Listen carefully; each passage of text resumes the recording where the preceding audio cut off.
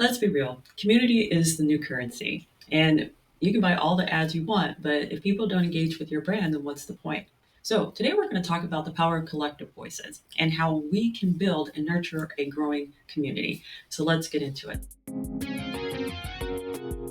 Welcome back to the Jameela Adams Experience. And as you can see by the title, we're diving into a topic that is on trend for entrepreneurs and small business owners alike. That's right. We need to stop selling and start creating a true brand community. So, like you, I was stuck in if I posted, they will come mindset.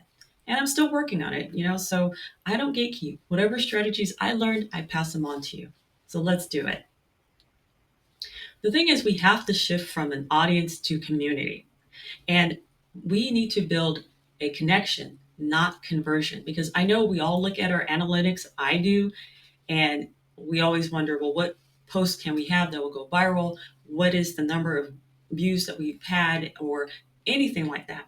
But the whole point is that we need to build a community, not just numbers, not just audience, just an audience member. We need to build community so that way we can have a strong, loyal brand following. And the more we engage with others, the more they will engage with us. So that's what we need to do. So I'm going to give you 5 strategies on how to create and nurture a strong brand community. So here we go. Number 1, create a shared space for connection. Whether it's a private Facebook group, a Discord channel, or a monthly Zoom call, where you can hang out, your audience needs to talk to you. And that's what we want to do. We want to engage with our audience so we can turn them into community. So this will allow members to share their wins, their struggles, and insights about what's going on with your products or services or just in life in general. And just think of it this way. When people feel safe and supported, they'll show up more often. And that's what we want. We want people to show up and engage more. So that's number 1. Create a shared space for connection. And number 2, co-create with your audience. Now you're wondering what that means.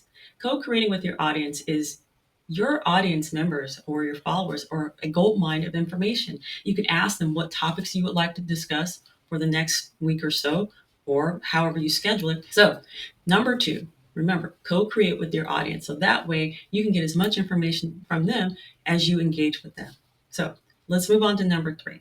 Number 3 is highlight community members publicly. And what I mean by that is feature a member who stood out. You can pick it at random, but what you can do is feature them on your website or on your Instagram or whatever social media platform and talk about the highlights of their business and or how they use your services to improve their lives. You want to celebrate them because people love to be celebrated. People like to be encouraged. And here we are going back to engagement. And that allows for them to engage with you and you build community that way. So let's go on to number 4. And number 4 is something I've talked about all the time in previous episodes. And that is develop a consistent brand voice and mission. So you have to remember to be consistent on all platforms, what you talk about, how people see you. Your brand voice is your handshake, and you want to appear authentic and clear, and you want to be consistent throughout all of your platforms. So remember that. Develop a consistent brand voice so that way people can remember you and consistently engage with you. So let's move on to number 5. Number 5 is something that I do with you, and that is offer a challenge. Every week I always say, find one thing or do one thing. So you can do an online challenge. In your case, it may be um, challenging business owners to do a 30-day improvement on one thing. One thing. You got 30 days to improve on one thing. Or you can do a website glow up.